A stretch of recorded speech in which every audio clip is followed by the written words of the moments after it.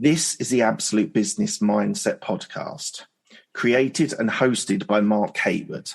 This podcast will interview entrepreneurs, business owners, and people in their careers. We will delve into their journey to success, key life milestones, and go deep into their area of expertise. Get ready to learn from others' successes and failures. Today we have Chris Marhefka. Is that right? You got it. Nailed it. Okay, wonderful. Who is the CEO and facilitator at Training Camp for the Soul. How are you, Chris? I'm doing outstanding, Mark. I'm currently in a travel mode right now, and I'm about to go into leading 2 retreats in the mountains, which is like my favorite place to be. So, sounds amazing. Yeah. Whereabouts in the mountains are you going? I'm in Colorado, and we host them up in Rocky Mountain National Park is the area, and wow. it's beautiful. Yeah. You ski? I do. Yeah. So I'll be spending some time. They're actually just now opening up the slopes here. So I'll be getting some skiing in while I'm here too. Yeah. I ski incredibly badly. As long as you make it from top to bottom in one piece, I would say that's success. Yeah. I started when I was 27, 28, something like that. And I found it really, that first few years was really hard because when you're a child and you learn how to ski, you just bounce up, don't you? You fall over, you bounce straight back up and keep going down. Yep. As a late 20s, it's just a little bit harder to get up. Yep. My wife is a keen skier. We go sort of, we did go regularly, and then I've kind of now made it into a once every 2 years sort of thing. And we've had COVID, so that's been that's kind of cancelled that out. But yeah, no, it's beautiful being in the mountains. Just there's something about being that clear crystal air. It's amazing. Mm-hmm. Yeah, I'm staying at a friend's house in this moment, and you walk outside and you just see the front mountain range, like right out the front door. It's gorgeous. Yeah. Okay, Chris, let's start with your education. Mm-hmm. So you did a degree in finance, entrepreneurship, and business. Why did you choose that? Yeah, it's probably the simplest answer. I got to, they call it preview or orientation, and they said select a major. and up until that point, I was just following the path of what was taught to me of do good in school, get the good grades, go to the good college, and then get a good job. And that's the path that I was following very methodically through college. And I got into a great college, the best school in Florida, which is where I was living. And when I got there, I was really had no idea what I truly wanted to do. I knew I wanted to make money though. And a degree in finance was the fast track to making money. And so that's honestly why I chose it. And I always knew I was going to be in business in some way. I was very entrepreneurial growing up. I just didn't really have anything that was calling me too strongly. And that felt like something that I was going to apply anywhere in life. And so it was almost just a default major until I figured out what I was actually going to do. And were you tempted with that sort of degree to go to New York and JP Morgan or investment banking? Was that part of your plan at any stage? Yeah. And I actually went down that road. That's where I was headed. And, I, through a series of the universe sending me some events, I graduated in 2008, which was a horrible time in finance. Yeah. And, I had a job, lined up in that finance world up until 2 weeks before graduation. And I got the call. They said, Hey, we're sorry. A major firm. They said, hey, we're sorry, this job doesn't exist anymore. And so I know we had the contract and you're looking forward to this, but sorry. And that was it. I was like, oh no. And so I got a job with a family friend. I moved back home to South Florida and worked in some more retail finance and wealth management. And, fortunately, I was at a point in my life where I was starting to ask those questions of what I actually wanted to do, because I had a quick realization that this wasn't for me. The wearing the suit every day, like going to the lunch meetings and the dinner networking events, and like the way that I was doing it, I knew wasn't me. And so I quickly realized like, this isn't for me. And fortunately I had really supportive parents. And when I told them I was going to quit that job and have a plan, they were like, well, we know you're smart. You've done well to this point. Like, you'll figure it out. And then was a big turning point for me when I said no to the story I had been living up until that point. I said no without knowing what was next. And that was a really big step for me. And that's when I stepped into being an entrepreneur and really never looked back. That's so interesting, because me personally, I followed what I thought was the given path: do my degree, to go into a good job, get the job, and just follow the group path. I was in consulting for, what was it? Oh God, I forget now. 13, 14 years. So I went through the whole experience. It's interesting that there sounds like there was a moment for you where the clarity came that actually the suit sort of ideal is not something that you wanted to pursue. Mm-hmm. And it came through some reflections from some good friends, and it also came through a lot of discomfort. Like I joke, I had once, the summer I was working there, my air conditioner broke in my car, and I was in South Florida in the summer. Wow. And I was like barely scraping by. So there was like a week where I didn't get it fixed. And I think that just like all that discomfort of like sweating and going to the office and change, it was just like, what am I doing? And what am I actually doing here? And I had a really strong, both through like mental training and athletics, where I could just put my head down and like suffer for a long time.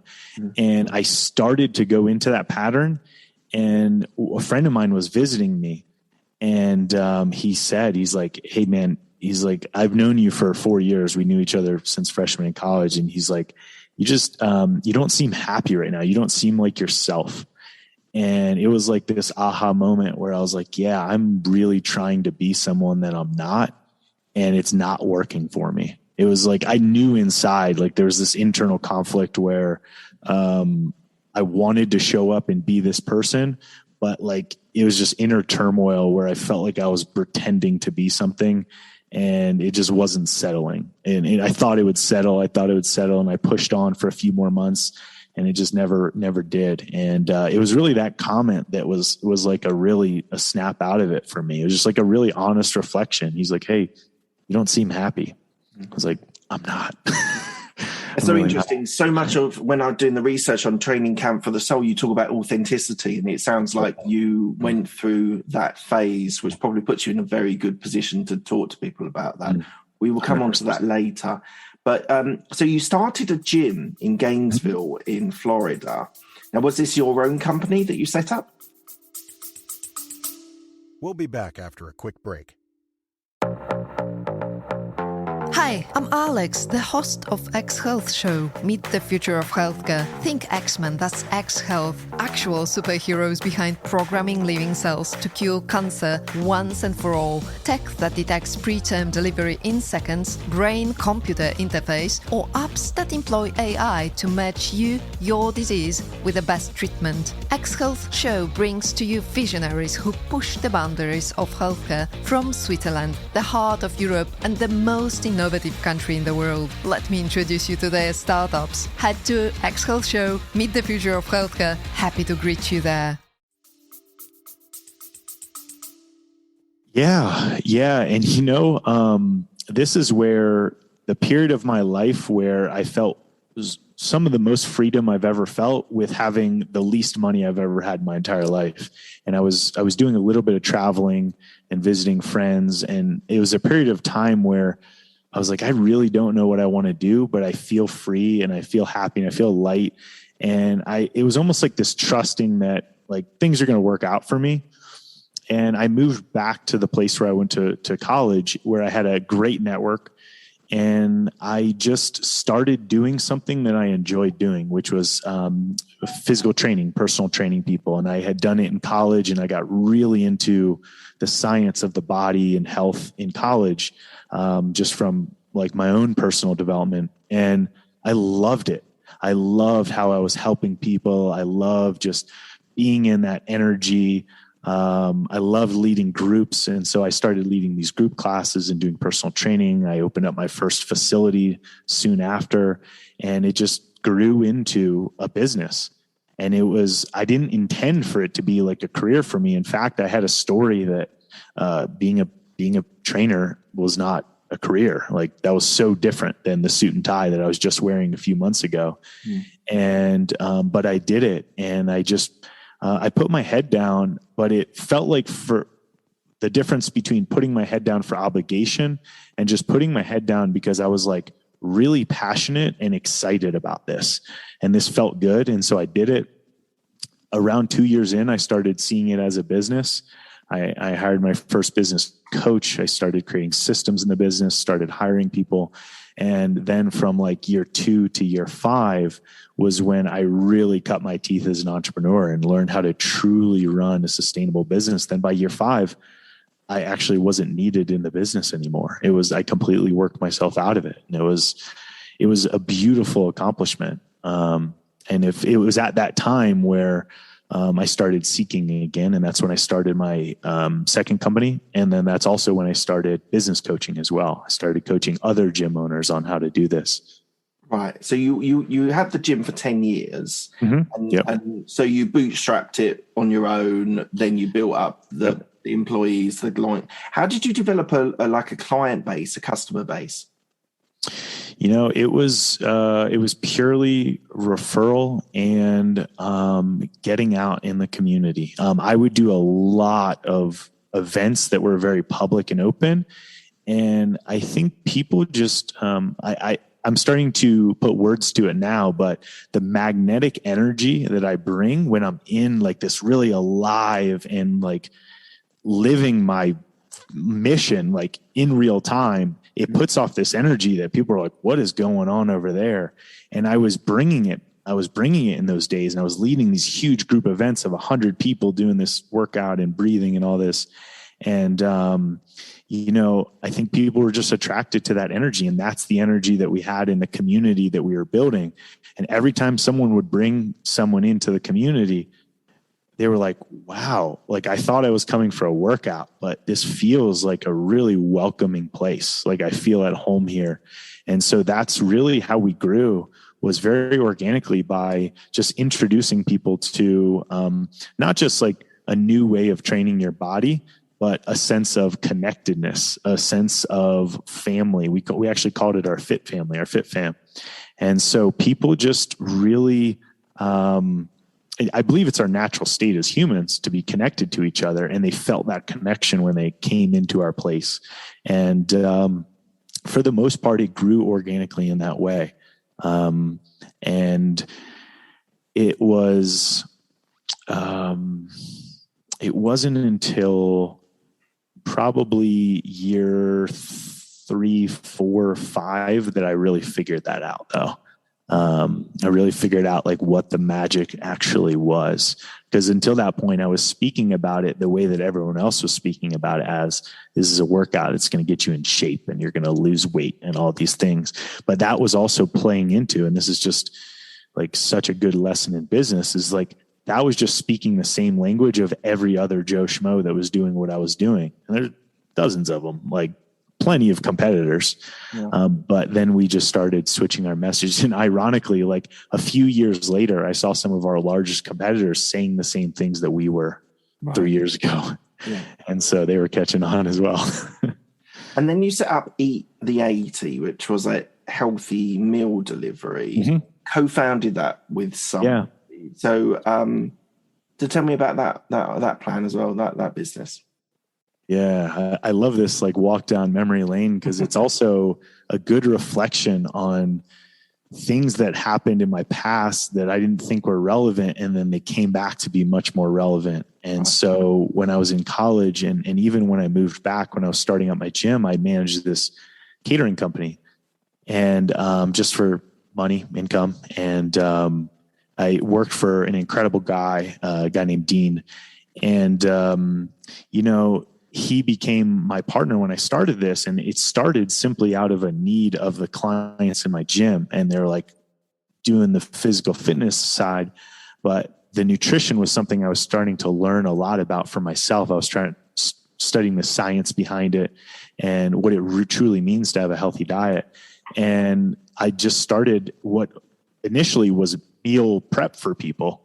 And I was doing it myself in my house for a couple of weeks. And then I realized, like, whoa, what am I doing here? And then we just started partnering up with a catering company and producing these meals. And that took off like rocket fuel. We knew what the need was, and we were serving it really well. And so right around the time where I was starting to get a little bored with the gym, I'd worked myself out of a job. This came up, and I had the connections, and I joked, this is like pure entrepreneurship. I was feeding the need. I tested it by doing it myself. I sat down with the owner of the catering company on a Monday and then built a website in a couple of days. And by the next Monday, we were delivering meals. So in 7 days, we had proof of concept, and we had paying customers, our first 10 customers by the first week.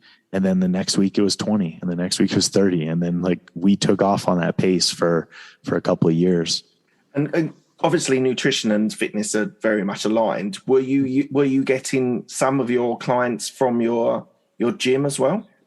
That's how it started. But it quickly transitioned to the business and entrepreneur community, the community that I was in, because similar to the way we were initially talking about fitness with the gym and then transitioned more to community, the same thing happened with the meals. We started out with like nutrition for your body, and then it quickly became into a saving time experience while taking care of yourself. So like a self-care. And so we were getting a lot of businesses and business people that were just getting this for their lunches, because it's way better for you than going to eat out. There's a convenience factor to it. There's like a luxury factor to it as well. And also very time saving too. So then all in this same period, it looks like you then became a business coach as well. So you'd learned your experiences from entrepreneurship, from running your own businesses. You then went in and helped other businesses. Yeah. A friend of mine was making websites for gyms, and he was doing some marketing for them. And we met at this conference, this business conference for gym owners, and I was just sharing some of the things that I was doing, the systems that I had in place with our team and the measuring, and I didn't realize how advanced it was for that industry. But I was sitting at this place where I had built from zero, completely bootstrapped, no investment, no nothing, just me and hard work and a lot of learning along the way. But from 0 to 5 years, and I built this business that was sustaining itself. It was paying me without me working in it. It was running well. It was growing well. And all these gym owners were like, what are you doing? Because in that industry, it's filled with passionate people who are just working themselves to the bones from before the sun comes up till after the sun goes down. And so I was like, well, I can just teach you guys what I'm doing. And so I just started doing that, and just teaching them some like really basics to business that I had learned along the way. And was there any point, and as an entrepreneur, a business owner, there's, like you said, especially your gym, you got to sort of year 3 to 5 and it started picking up, and the meal food, you said, instantly came. But on the gym, going back to the gym, was there a moment in your sort of early year one, well, let's say year one, where you sort of questioned, are you doing the right thing? Am I have I got the right plan in place? Have I got the right business model? Did you have those sort of reflections in the first year that it was a struggle and it was hard to get the clients? Definitely. 100%. It never felt, especially those first few years, it never felt, I would never label it as easy. It just always felt like,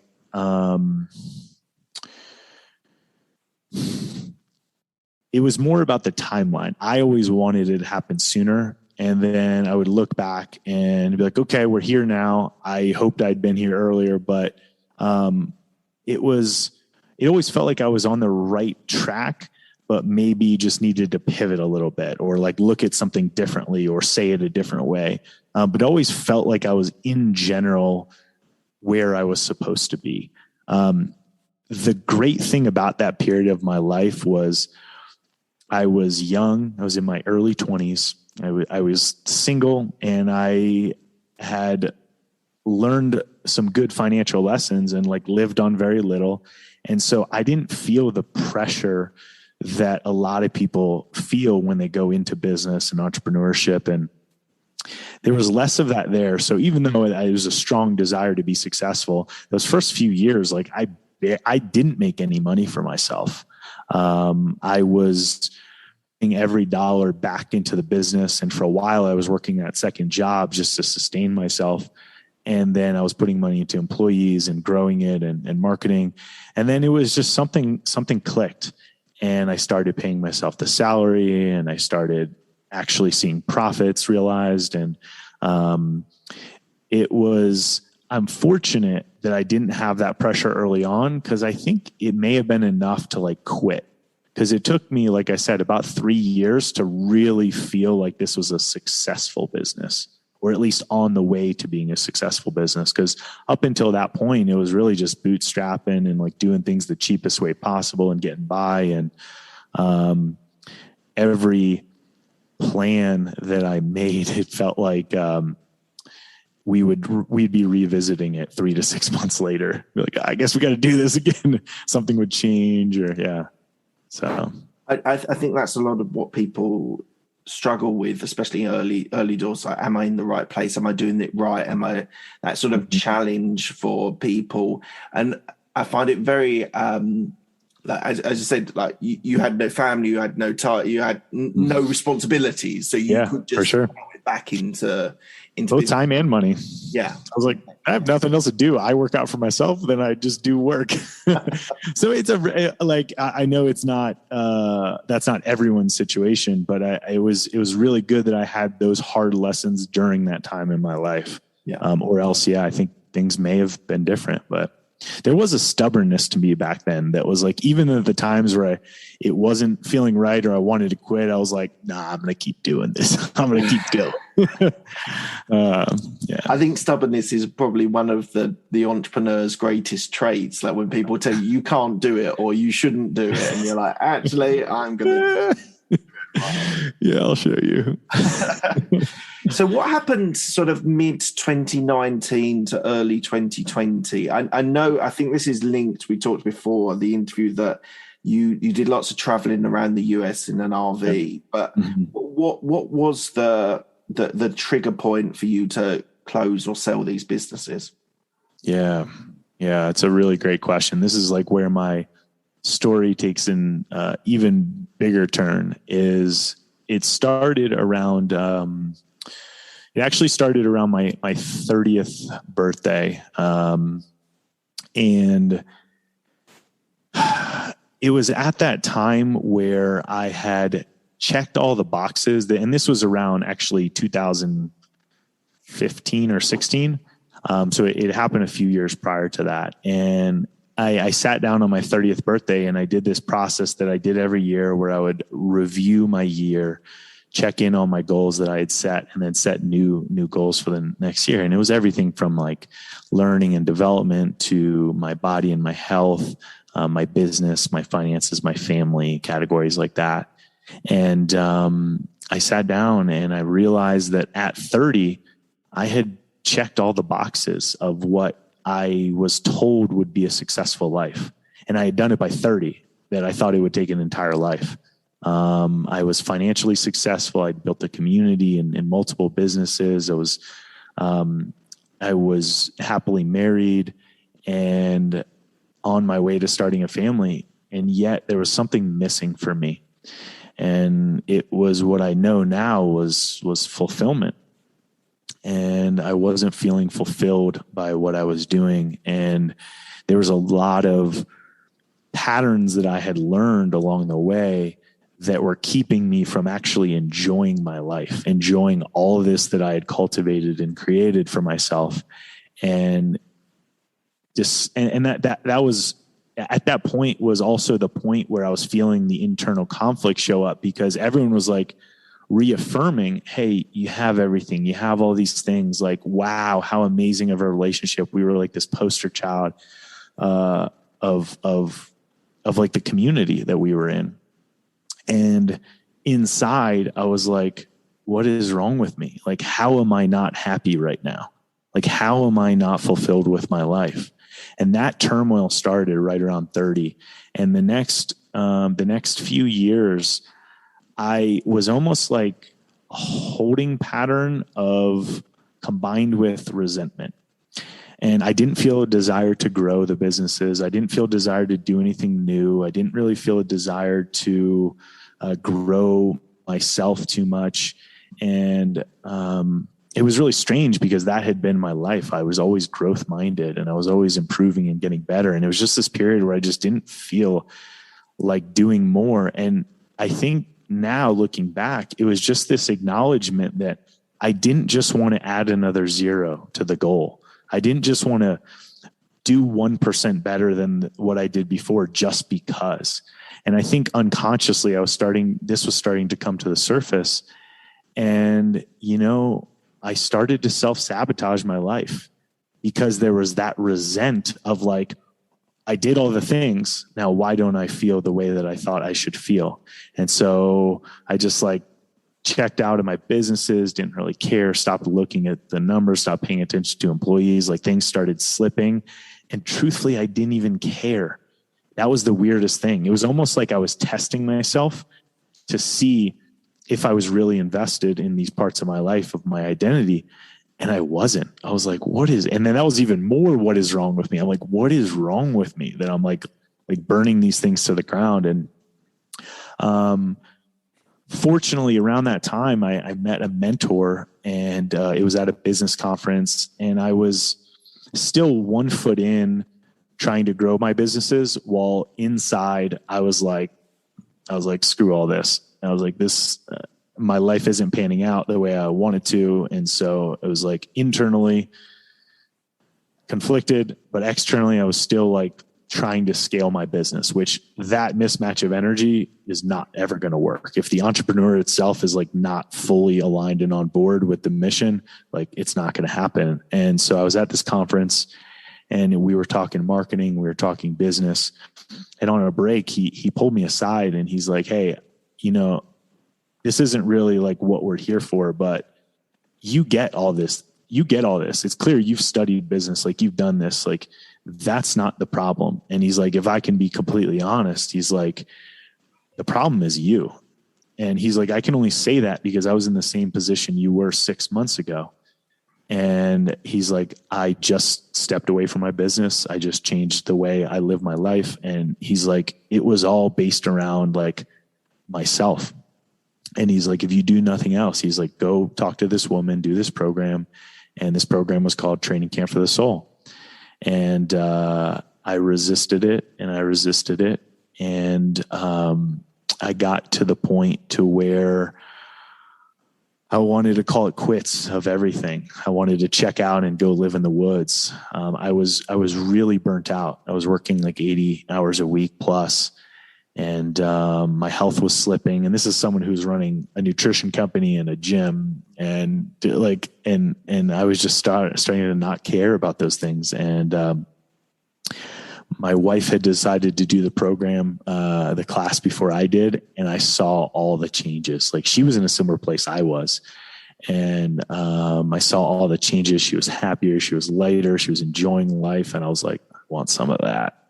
And I finally admitted, I was like, okay, like I'm going to do something that I don't really know what's on the other side. I don't really understand. Like, I'd done a lot of business coaching, but business coaching to me was in the mind. It was very linear. It was like, you do this, you get this outcome.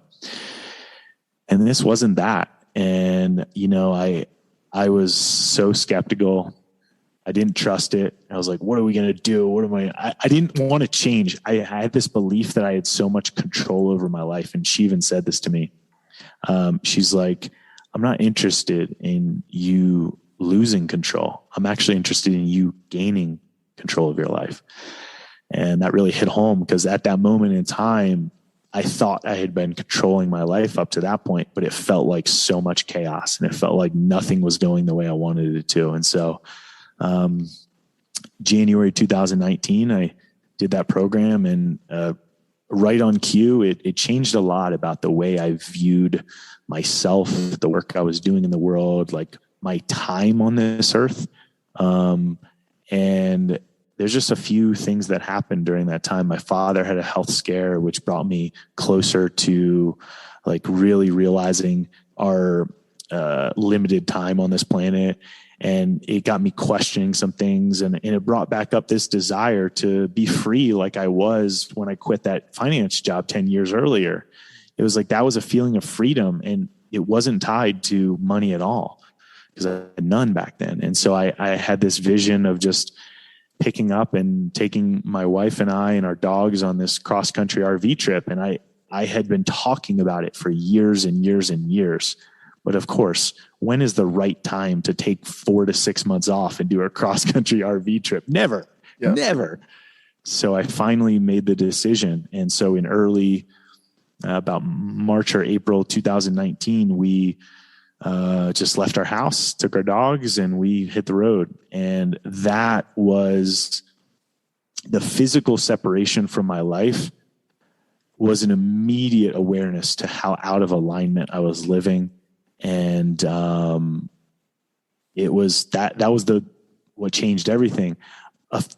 2 to 3 months in, we realized like, we're not going to be going back anytime soon. So I called a friend up.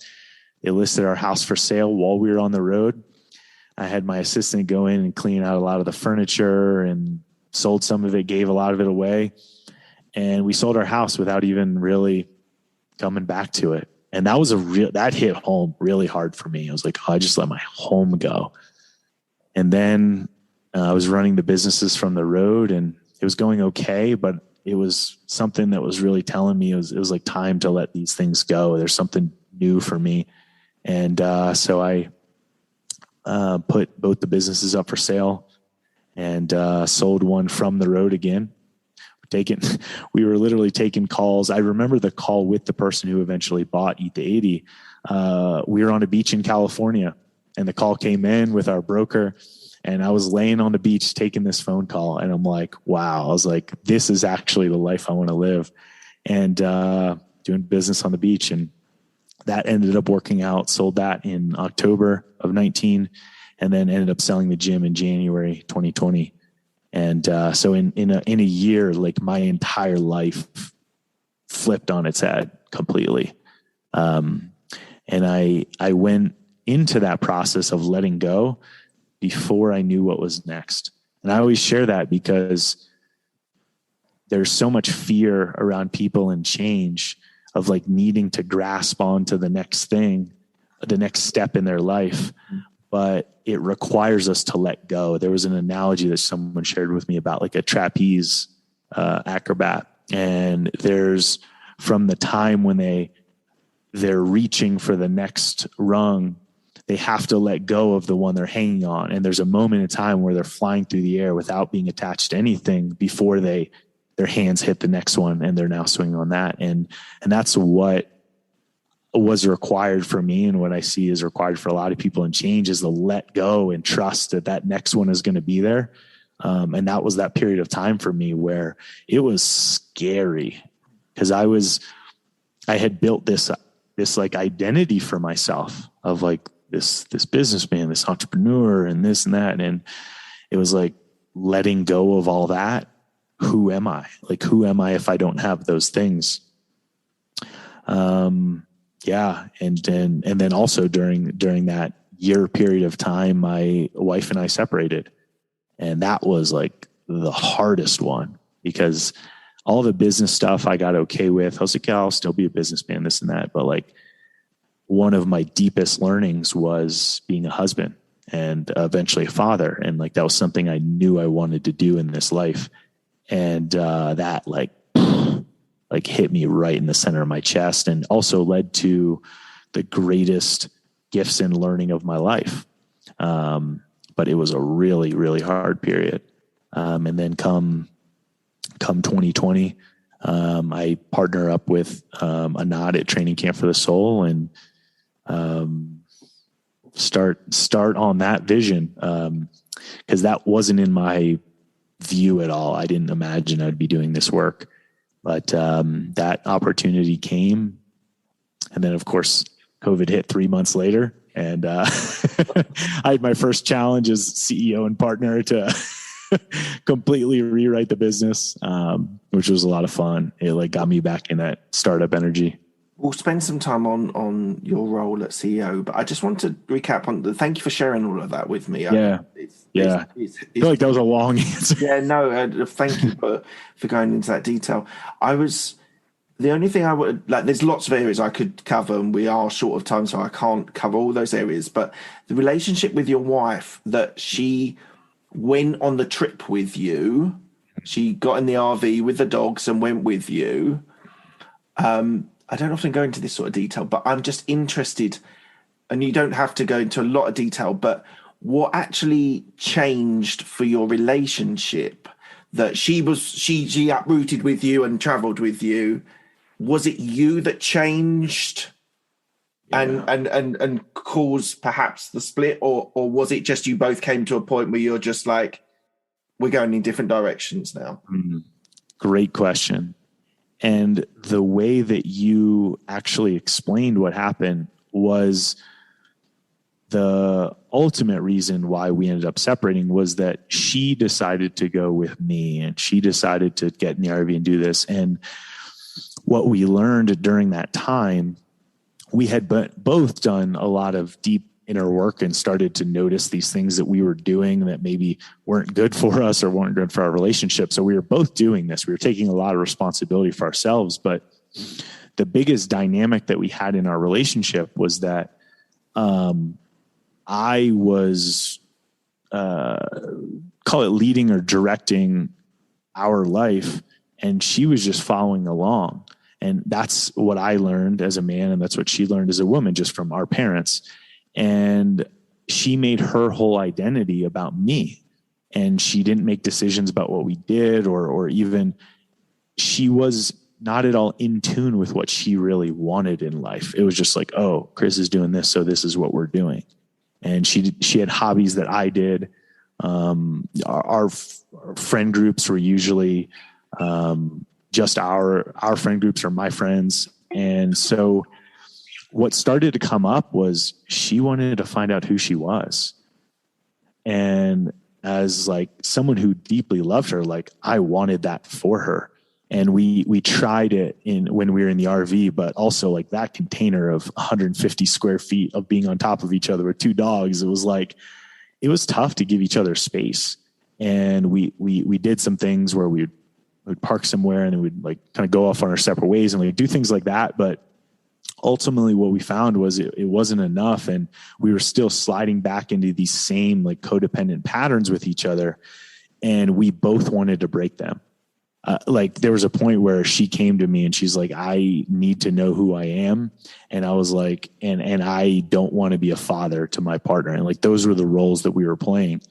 And we both wanted to do the relationship with each other in like a equal way, like a co-created way, and not this like hierarchy. And we both wanted that. And so when we initially separated, I think both of our intention was just, we're going to get clear, and then we'll eventually come back together, and we'll come from a different place, and we'll discover ourselves and take responsibility for ourselves. And,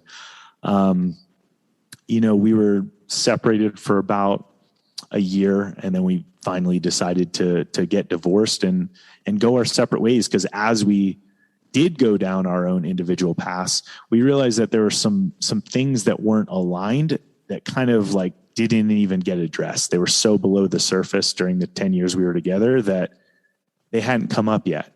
And now that we were doing what we loved, we were living a life that we truly wanted to, and we were constantly like checking back and talking, there was just some things that were off. They're just like between who she really was and becoming and who I really was and becoming, there was some big things. And so we ultimately decided to divorce. And that was really, really, really challenging for me. No one in my family had ever gotten divorced. And it was something that I was told was like the end all, like something you don't do. And honestly, what I share now, and we've done plenty of podcasts together, is we're closer now than we were before, because now we see each other as who we really are, not trying to pretend to be a person for the other person. So are you okay if we carry on this route and then maybe come back and do a part 2 and talk about your CEO of Training Camp for the Soul? Because I'd really like to talk quite a lot of detail about masculinity and about you being a healer and authenticity. We just don't have the time. I just, so if you're happy to do a part 2, I'll continue on your journey that you had with your wife. You said that, were you in California, and I'm putting words in your mouth, but were you surfing and she was, I don't know, rock climbing or something like that? Was that the sort of point where you realized you actually wanted different things, or was it more of a subtle change between your relationship with her? The drastic change was yes, we did actually live in separate places. I actually did live in California, and she lived in Austin. And we did that because even when we were in the same city, we had similar friends. And so it was like, we're still like in each other's like energy all the time. Mm. And so, that time apart, it was, how do I put it? It was like permission. We were both giving each other permission to like go find you and like go do you, and like don't feel the obligation of figuring the relationship stuff out. I want you to figure you out. And that was shared. While we both had different times when it hit me harder and it hit her harder, we were both always on that same page, was that like, we don't want to be in this relationship where we're not our true selves, either one of us. So both of us need to go find our true selves, and then we'll address the relationship.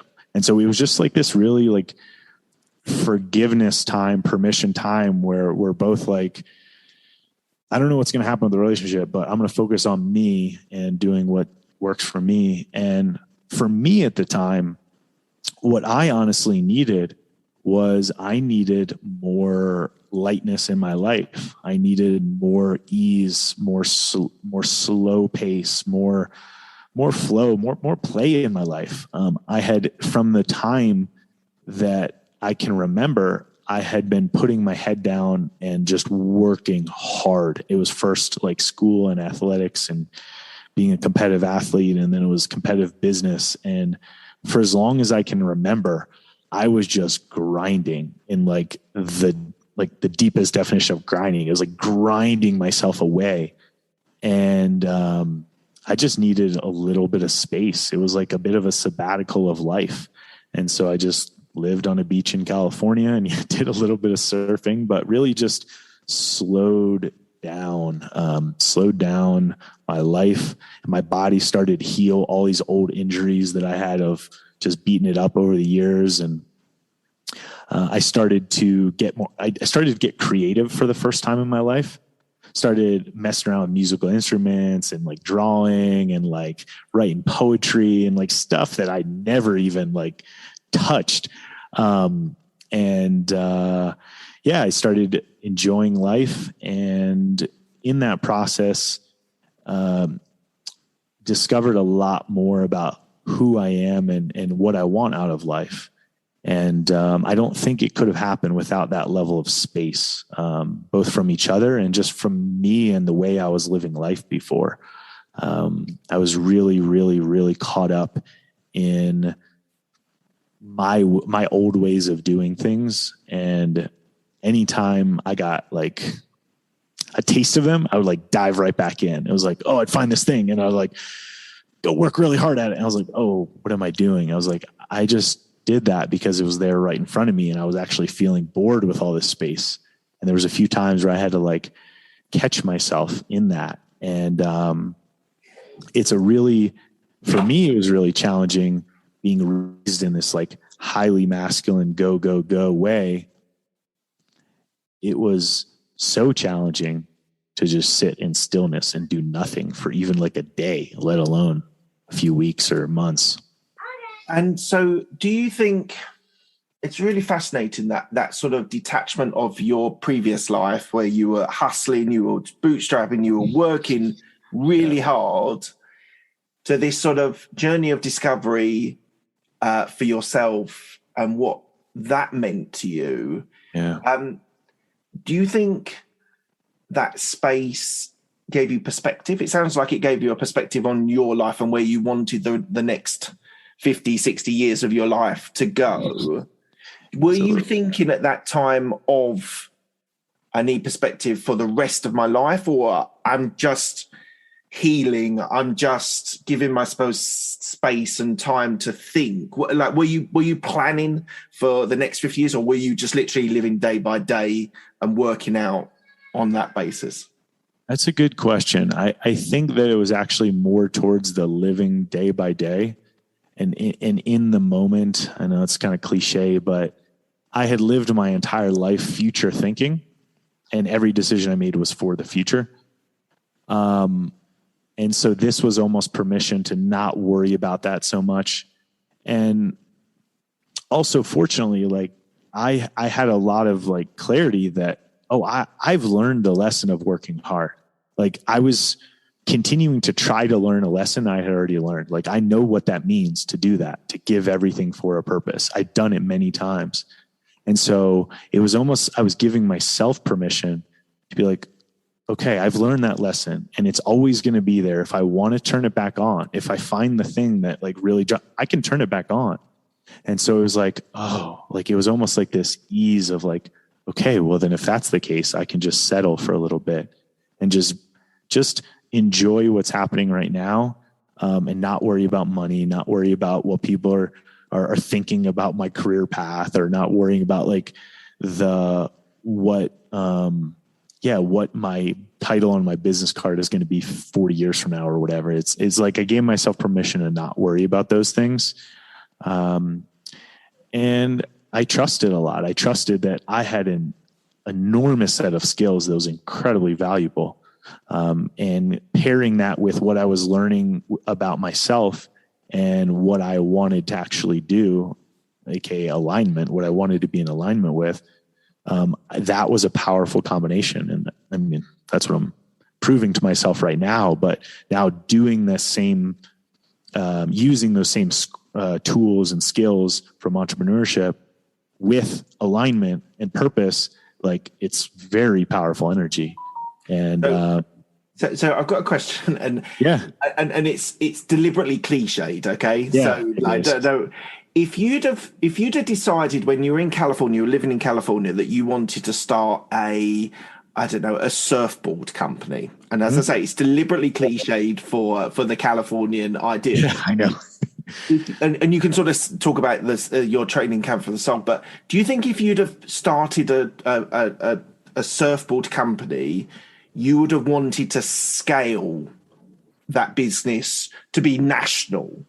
Like, because what I'm trying to decide, think about what you're talking about, is that you've taken that time, you've taken your foot off the accelerator, but are you, I say obsessed, this might not be the right word, but are you the type of person that wants to build a business and grow it exponentially, like scale it?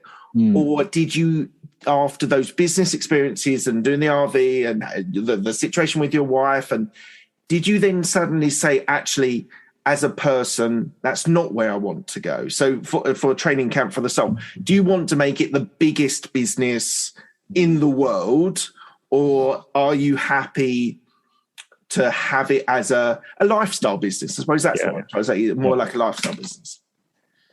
Great question.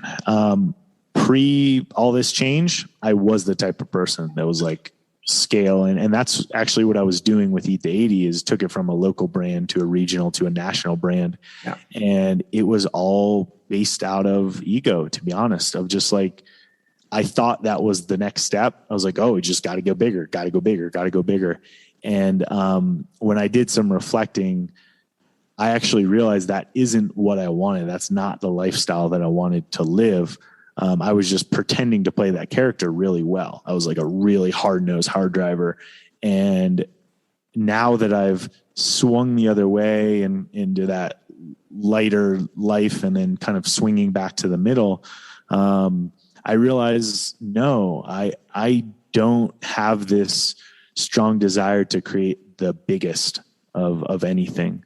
And with any company that I start, there is like this almost like inherent, like I'm going to make it a business. I'm going to do the things that I love doing and then build around me. And that always is there, but it's from a place of living out of passion and not living out of obligation. And so I just follow the things I'm passionate about and I build structures around myself that allow me to do them. And if that becomes a successful business, then great.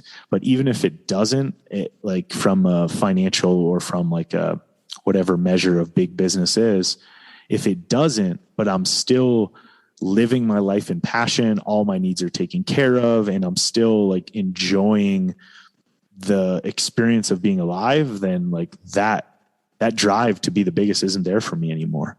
And it was almost like I needed to test the, like, what was really important to me. And I realized that there's a lot of things that are important to me that I was neglecting when I was trying to be the biggest and the best. And if I could do that without neglecting the things that are important to me, I would absolutely do it. Bigger business usually means bigger impact. But I also realized responsibilities as well. Yeah. Bigger responsibilities. And, I'm not opposed to that. Again, I've learned a lot of those lessons of what it means to be responsible for others, but it was at the point where I was putting other responsibilities before my own, like before being responsible for me. And that's where my learning was I made sure all the employees were taking, at one point I had 40 employees over 2 businesses. And it was like, they all needed to get paid before I made $1. And all of this needed to get done before. And like, if they call out, like I'm the one that shows up. And so it was like, I was always looking at taking care of everyone else and all my hundreds of clients before my needs. Mm-hmm. And then if there was anything left, like, oh, Chris gets to take care of himself. And that was the biggest thing that switched was like, okay, me first, like what are my needs to like show up 100%, to be a great business partner, to be a great romantic partner, to eventually be a father, to enjoy my life, and to not get caught up in the trap of not being fulfilled like I was. So what do I need to do in my life so that I feel good and excited to wake up every day? And if those things are getting done, like I know how to then take responsibility for others and others and others. The thing that you've said, which I find really fascinating, you've said a couple of times that you wanted your life to be lighter. And I'm assuming you meant that in a weight point of view. You wanted it to be but actually I was listening to someone on another podcast and he was talking about lightness in the sense of a light, but like the sun, a light. And it's really fascinating. You're talking about it from a perspective of weight and burden and responsibility. But actually, what you were looking for was a light in your life, liveness and lightness. There we go. So this is our slogan for our companies, be the light. Exactly. That's so ironic because that is so important. You need light in your life. Like I get my light from my family, my wife and my 2 kids, and my dog. My dog also gets involved. So, but it's actually finding the light in your life is what it's all about. And that's, if you are working the 80 hours, you're doing it for a reason rather than just because you think that's what you should do. And it sounds like your idea of obligation on doing the job, going to do the finance job and then building the businesses, it was all an obligation that someone else had created, and you needed to work out what your light actually was. Absolutely. You just nailed it. Fascinating. Yeah. And it's like, I believe we all have these like sparks inside of us, and some of them are just covered with ash and there's a bunch of trash and dirt on top, but those embers are still hot. They're still burning. And the more we clear away all the stuff that's not us, the brighter that light gets. And then we fuel it with more things that light us up, and it gets bigger and bigger and bigger until we have this roaring fire. And most people look at me now today and they see the roaring fire, but what they don't see in the transformational process is like all the digging to find that ember and that hard work, and it's dirty and it's uncomfortable. And everyone has it. Some people are just letting that light shine, and some people are just like I was for 30 plus years, living someone else's story. Mm-hmm. And it's one of the messages I love to share all the time, is that we all have a light, and there's nothing more fulfilling in light than like living in it and being it. Yeah. Okay, Chris. Well, let's close part one off now. Perfect. In the second part, we'll talk about training camp for the soul. We'll go deep into your expertise, your understanding, all things like authenticity, healing, attraction, inner child, but masculinity, which is important in 2021 for men as well. And then we'll talk about your sort of plan for the next 2 to 5 years. But first part, thank you, Chris. Thank you so much for your time. It's been an absolute pleasure. It went in a tangent where I wasn't expecting to. And sometimes they're the best podcasts. So thank you so much for your time, and I'll speak to you again soon. All right. Thank you, Mark, for having me on. Pleasure.